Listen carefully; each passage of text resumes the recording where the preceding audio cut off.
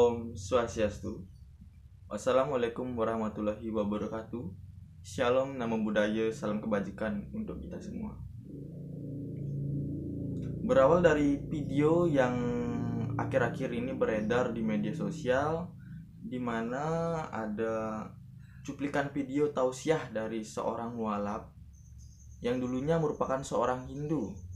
Kemudian pada saat ini beliau melakukan suatu tausiah di suatu tempat, di mana tempatnya saya tidak tahu, kapan terjadi juga tidak tahu. Yang pada dasarnya saya sangat terpukul sebagai anak muda melihat video yang beredar seperti ini, di mana video ini sangatlah memukul anak muda seperti saya. Saya sangat kecewa hidup di negeri yang penuh dengan suku agamanya, namun ada hal seperti ini. Untuk apa kita memperdebatkan suatu hal yang merupakan suatu keyakinan yang tidak bisa serta-merta secara langsung kita perlihatkan pada orang lain bahwa ini merupakan hal yang logis, seperti yang ada di video tausiah ibu ini. Mungkin kita tahu bahwa beliau merupakan dosen. Dari video tersebut, beliau adalah dosen melakukan tausiah. Jadi mungkin karena terlalu tinggi ya pemikirannya, sehingga kita tidak bisa menjangkau pikirannya. Namun saya di sini menjelaskannya secara logis dari sudut pandang saya sendiri sebagai anak muda Hindu. Mari kita lihat videonya. Jadi saya cari videonya ini dan ketemu videonya ini 2 hari yang lalu. Jadi saya sempat berpikir apakah saya harus melakukan komentar terhadap hari ini. Sebenarnya saya agak ragu-ragu sih, cuman karena kami sebagai orang Hindu sudah melakukan toleransi kepada semua, baik itu di luar Hindu, baik dengan Hindu. Kami sangat mentoleransi. Coba kita lihat. Wisnu Siwa, pencipta. Terus ada Trimurti, Brahma Wisnu Siwa, pencipta, pelebur, pemelihara. Nah, para pemirsa, jika kita lihat dalam video tersebut, jadi ibu desa ini menyatakan bahwa ada kekeliruan ya, ada kekeliruan. Jadi menurut saya janganlah memberikan perspektif yang aneh-aneh, yang bermacam-macam. Tentu hal ini dapat menyesatkan.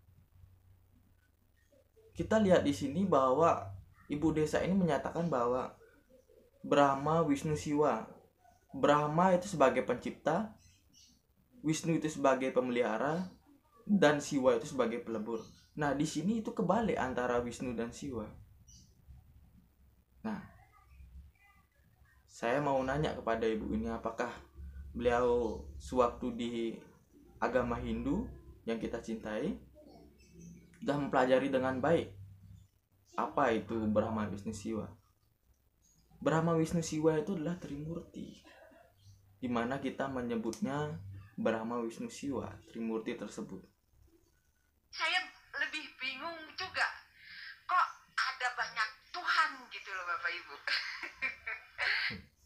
Sangat bangga dan tertawa menganggap bahwa kita punya banyak Tuhan. Jadi saya sendiri merasa tidak banyak punya Tuhan. Mungkin yang dilihat oleh beliau itu adalah sudut pandang umum, yaitu politeisme dan juga dinamisme. Kita menyembah patung, itu dilihat dari sudut pandang umum, itu secara teoritis. Tapi kalau kita lihat penjelasannya, bahwa hal ini tidak sepenuhnya benar. Kenapa?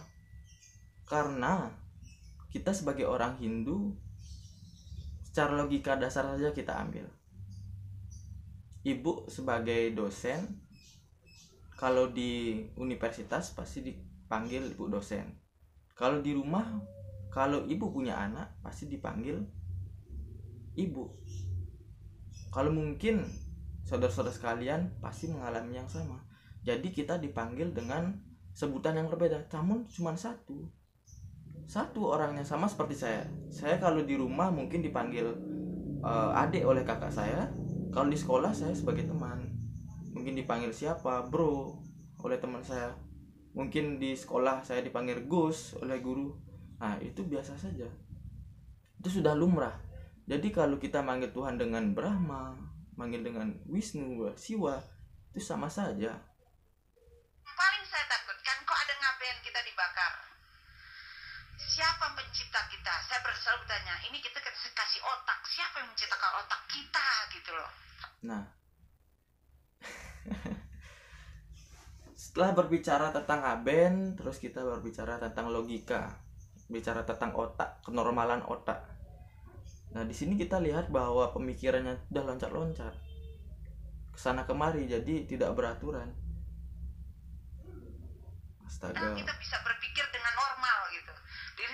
Itu masih kecil saya SD itu saya bertanya seperti itu. Kalau begitu ada kehidupan di kemudian hari, saya bilang itu.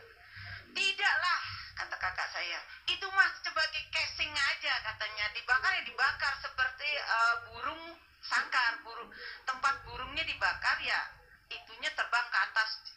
Kayak cerita anak kecil didongengin saya. Ya, selalu begitu. Logikanya nyasar nih.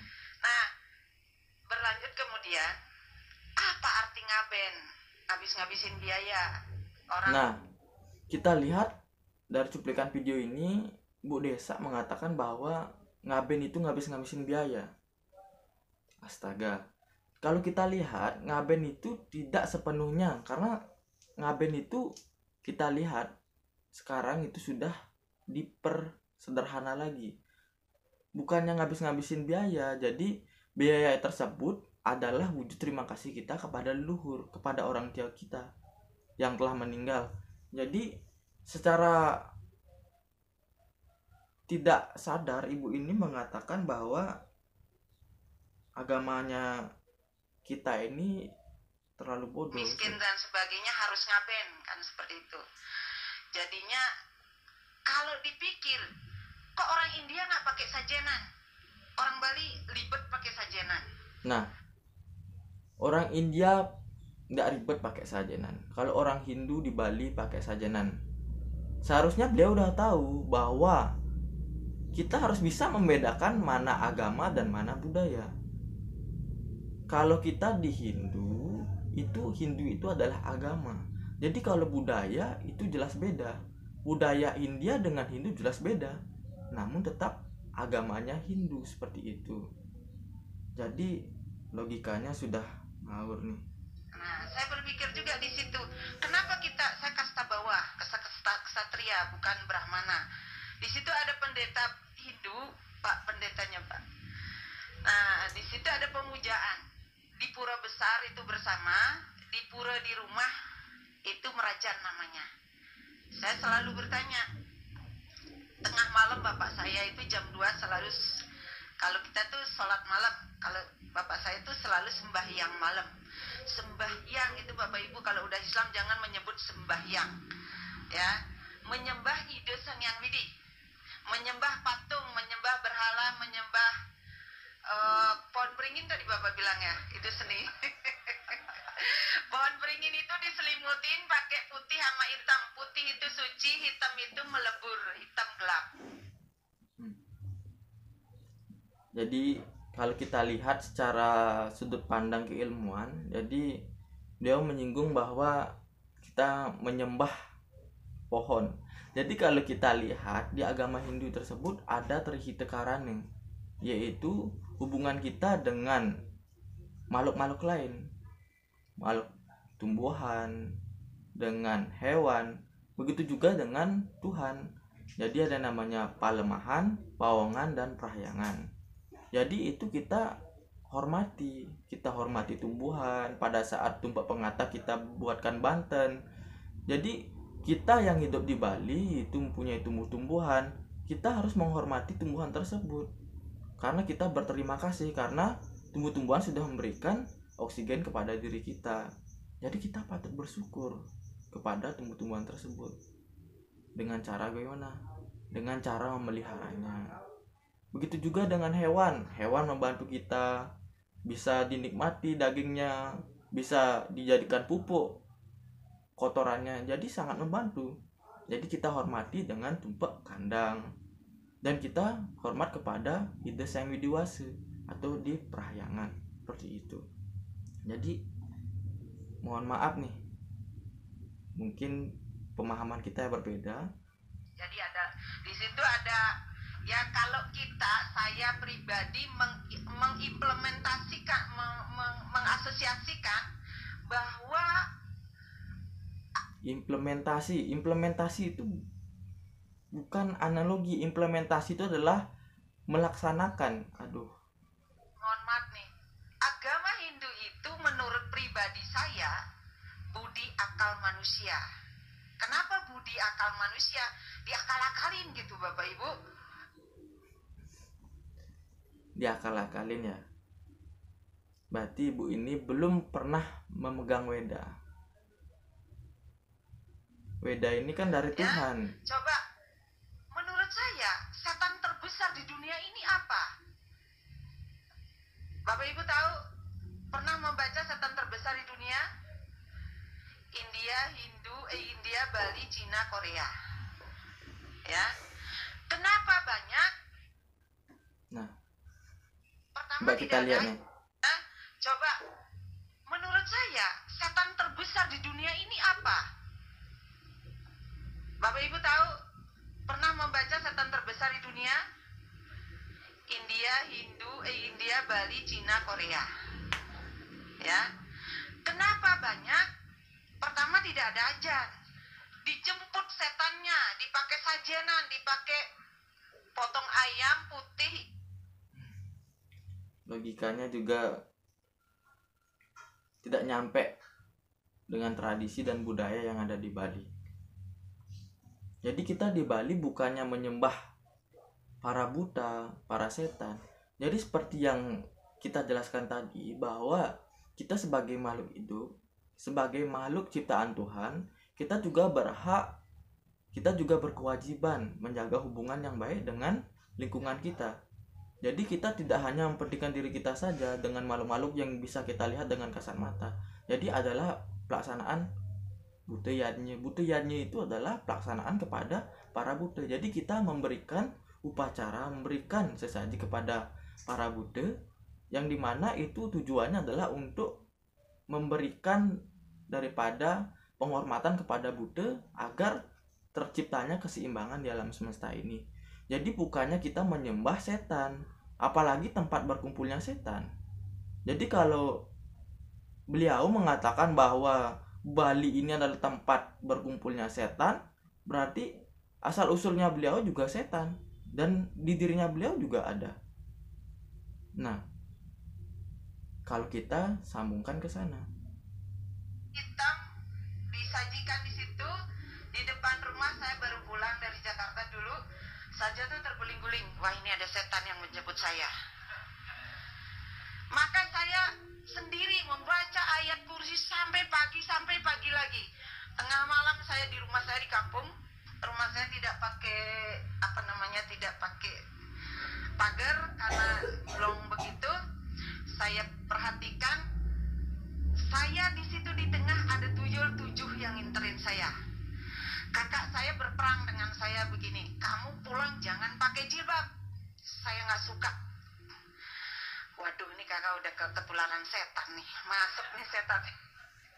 Karena iya Bapak Ibu, setan itu jemput disembah. Setan itu tidak dijemput. Kalau Bapak Ibu ajan, pintu jangan dibuka. Karena itu apa? Mohon maaf, manusia yang sebelumnya tidak Islam itu masuk ke neraka, itu dia mau kembali, itu yang saya baca. Jadi kita juga lihat tadi ya, bahwa beliau mengatakan bahwa dia diajak oleh orang tuanya ke lapangan. Jadi di sana ada upacara ngaben katanya. Dari pengakuan beliau ya, bukan saya yang menyatakan. Nah, jadi kalau kita di Hindu, ngaben itu bukan di lapangan. Ngaben itu di setre. Setre masih ingat, Setre itu adalah semua kuburan. Jadi ngaben itu terjadi dan dilaksanakan di kuburan, bukan di lapangan. Jadi waduh, jauh-jauh ini. Jadi kalau kita lihat pernyataan beliau ini begitu rasis menurut saya. Jadi mohonlah, kalau ibu sudah punya agamanya dan kepercayaannya masing-masing, ya janganlah mengungkit daripada kepercayaan ibu yang dulu.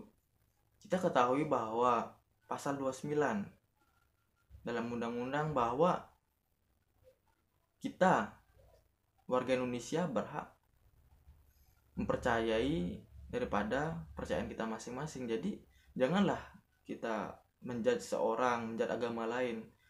Kami pun selalu welcome dengan agama lain. Dengan di luar Hindu pun kami di Bali sangat toleransi. Dan kami berharap semoga ibu lebih dan kawan-kawan semua juga jadikan ini pelajaran. Semoga kedepannya tidak ada lagi hal-hal seperti ini. Itu mungkin yang bisa saya sampaikan. Dan mungkin pada anak-anak muda lain, kepada PHDI, Parisade Hindu Dharma Indonesia, baik di pusat, di daerah, ke MHDI, organisasi mahasiswa, Pradah, dan juga MDA, Majelis Adat, juga ikut berpartisipasi dalam menyikapi hal seperti ini. Mungkin kita jangan arogan. Kita jangan arogan dalam menghadapi hal seperti ini. Kita hadapi dengan hati-hati, kita hadapi dengan penuh kekeluargaan. Mungkin sekian dari saya. Mungkin kalau ada waktu kita bertemu di lain waktu lagi. Terima kasih. Om Santi Santi Santi Om. Waalaikumsalam warahmatullahi wabarakatuh. Shalom, namo buddhaya, salam kebajikan, salam persaudaraan. Terus ada Trimurti Brahma Wisnu Siwa, pencipta, pelebur, pemelihara. Jadi saya lebih bingung juga, kok ada banyak Tuhan gitu loh Bapak Ibu. Nah, yang paling saya takutkan, kok ada ngaben kita dibakar. Siapa pencipta kita? Saya selalu tanya, ini kita kasih otak, siapa yang menciptakan otak kita gitu loh. Padahal kita bisa berpikir dengan normal gitu. Itu masih kecil, saya SD itu saya bertanya seperti itu. Kalau begitu ada kehidupan di kemudian hari, saya bilang gitu.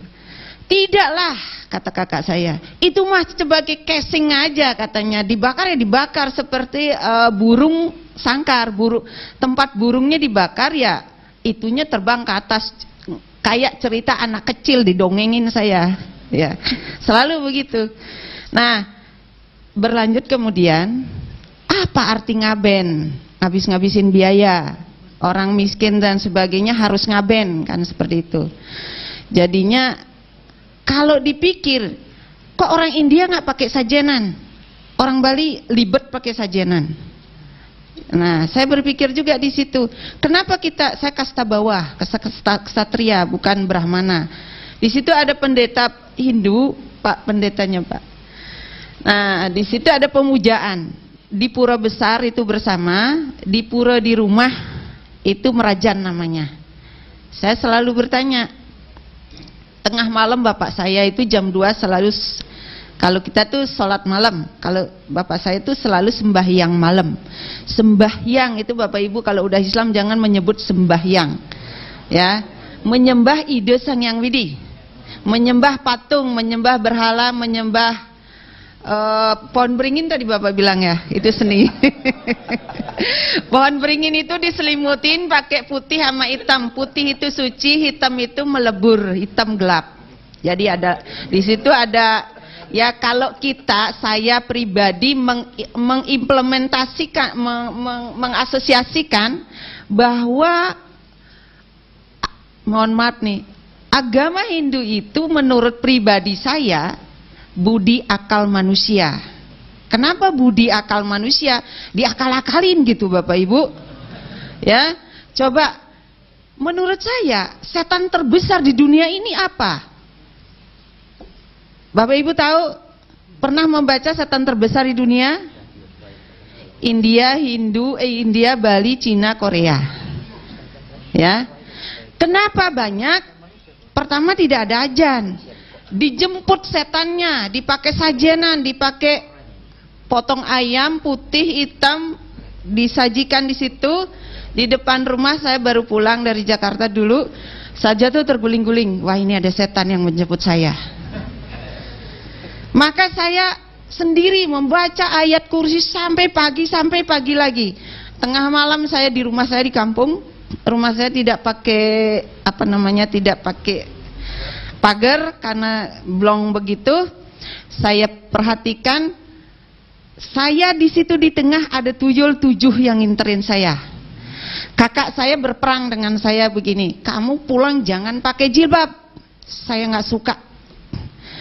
Waduh, ini kakak udah ketularan setan nih, masuk nih setan. Karena iya Bapak Ibu, setan itu jemput disembah. Setan itu tidak dijemput. Kalau Bapak Ibu ajan, pintu jangan dibuka. Karena itu apa? Mohon maaf, manusia yang sebelumnya tidak Islam itu masuk ke neraka, itu dia